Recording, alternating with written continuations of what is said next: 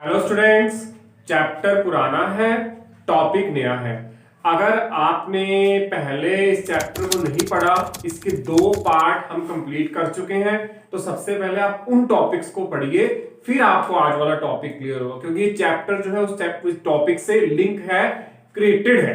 तो इसलिए पहले आप उन वीडियोस को देखिए, फिर आपको ये वाला टॉपिक समझ आएगा। तो आज हम जो नया टॉपिक है चैप्टर इंडिफरेंस कर्व के एक्चुअली 2 पार्ट है, एक 1 और एक 2। हम 1 के टॉपिक अभी डिस्कस कर रहे हैं, तो 1 के टॉपिक में आइए नए टॉपिक की तरफ चलते हैं, जिसका नाम है बजट लाइन। बजट लाइन का क्या मतलब है? जैसे कि इंडिफरेंस कर्व में आप क्या स्टडी करते हैं कि कॉमोडिटीज हैं, ठीक है, 2 कॉमोडिटीज हैं, उनकी कॉम्बिनेशन को स्टडी कर रहे हैं कि किस तरह से हम 2 कॉमोडिटीज से एक टाइम पे सेटिस्फेक्शन ले रहे हैं। लेकिन जो बजट लाइन है वो क्या बताती है कि आपकी जितनी इनकम है, जितने आपके पास पैसे हैं, उस पैसे के ऊपर 2 कॉमोडिटीज के कॉम्बिनेशन को रिप्रेजेंट करती है कि आप कितनी कितनी दोनों कॉमोडिटीज को खरीद सकते हो। वो आपके इस चीज को रिप्रेजेंट करती है। अब जैसे अगर हम देखें कि अगर मेरी इनकम 10 रुपए है, सपोज करते हैं एग्जांपल है 10 रुपए मेरी इनकम है, तो बजट लाइन के थ्रू मुझे ये पता लग जाएगा कि मैं 10 रुपए में से कितने कितने रुपए एक कॉमोडिटी पे कितने कितने पैसे एक कॉमोडिटी पे लगा रहे हैं और कितने पैसे दूसरी कॉमोडिटी पे लगा रहे हैं। That is with the help of representing budget line.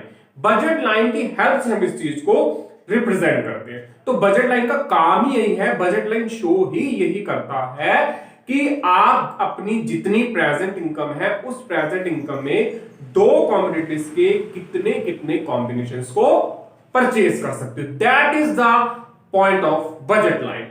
तो हम इसको आइए डायग्राम के थ्रू भी समझ सकते हैं। आइए मैं आपको डायग्राम की तरफ लेके चलता हूं, जहां पे एक तरफ इनकम रिप्रेजेंट है और एक तरफ 2 कॉमोडिटीज हैं। तो आप उस डायग्राम में आराम से देख सकते हो, मेरी इनकम 4 है, उस 4 इनकम के ऊपर आप कितने कितने पैसे जो है उस पे रिप्रेजेंट कर रहे हो। ऊपर दोनों के प्राइस भी मेंशन है कि एप्पल कितने रुपए रेट है और ऑरेंजेस कितने रुपए रेट है। अब जो है नेक्स्ट जो हम टॉपिक करेंगे वो है प्रॉपर्टीज, यानी कि प्रॉपर्टी क्या है इसकी, ठीक है ना, वो डिस्कस करेंगे। बजट लाइन एक स्ट्रेट लाइन, एक स्ट्रेट लाइन की तरह जो है वो, एक स्ट्रेट लाइन की तरह जो है वो उसको रिप्रेजेंट करता है। दूसरा, उसका स्लोप नेगेटिव है। नेगेटिव स्लोप का मतलब क्या है? अगर एक सपोज करो, अगर y एक्सिस इंक्रीज करता है तो x एक्सिस डिक्रीज करता है, x एक्सिस डिक्रीज करता है तो y एक्सिस इंक्रीज कर जाता है, यानी कि नेगेटिव लेफ्ट की तरफ जाते हैं। नेगेटिव में स्लोप क्या जाता है? लेफ्ट की तरफ हमारा मूव करता है, और उसका स्लोप इक्वल हो जाता है नेगेटिव इनवर्स। यानी कि क्या कह रहा है? It's slope will be equal to negative inverse of ratio of price of 2 commodities, यानी कि 2 कॉमोडिटीज के नेगेटिविटी की तरफ। उसके बाद सपोज 2 कॉमोडिटी, अगर हम ये देखें 2 कॉमोडिटी है हमारे पास, 2 कॉमोडिटी में क्या इन्वॉल्व है? Suppose 2 budget line involve the same commodity price, और वो क्या रिप्रेजेंट करता है? डिफरेंट लेवल्स ऑफ इनकम, यानी कि 2 lines will be parallel. That is the properties of budget line, ठीक है। अब हम करते हैं शिफ्टिंग। बजट लाइन शिफ्ट कब करता है? जब इनकम में चेंज होता है, जब अपनी इनकम में चेंज होता है, यानी कि जब गुड्स का प्राइस अनचेंज रहेगा, ठीक है, गुड्स का प्राइस चेंज नहीं हो रहा, गुड्स का प्राइस अनचेंज है, तो उस टाइम पे क्या होगा? Increase in income. इंक्रीज होगी इनकम तो बजट लाइन आगे की तरफ मूव कर जाएगी, और डिक्रीज होगी इनकम तो बजट लाइन पीछे की तरफ मूव कर जाएगी, ठीक है। ये हम क्या डिस्कस कर रहे हैं? बजट लाइन की शिफ्टिंग और उसके प्राइस लेवल को। दूसरा आता है proportionate change in all prices. जब एक प्रोपोर्शन में चेंज होता है, प्रोपोर्शन का मतलब क्या है? जब इक्वल चेंज हो रहा है, ठीक है, कांस्टेंट प्राइस से चेंज हो रहा है, तो लाइन भी क्या हो जाएगी? जगह पे स्टैग्नेंट हो जाती है, ठीक है।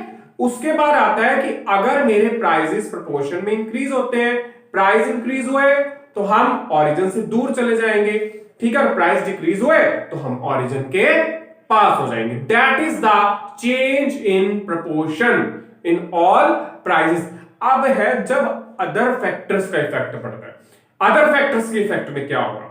अदर फैक्टर में हम ये जैसे मान लो एक गुड्स का अपना प्राइस बढ़ा है, एक गुड्स का अपना प्राइस कम हुआ ज्यादा हुआ, वो उसका अपना इफेक्ट नहीं है, वो किसका इफेक्ट है, अदर गुड्स का, ठीक है ना। यानी सपोज करें अगर एप्पल का प्राइस इंक्रीज हो गया तो ऑरेंज का प्राइस डिक्रीज हो गया, जबकि क्या कॉम्बिनेशन है दोनों में, एक गुड्स के बढ़ने घटने का दूसरी गुड्स से कैसे रिलेशन है, that is the meaning of effect of other goods. अगर आपको इस टॉपिक में कुछ भी प्रॉब्लम है तो कमेंट सेक्शन के थ्रू आप अपनी प्रॉब्लम्स को पूछ सकते हैं। Safe and stay health.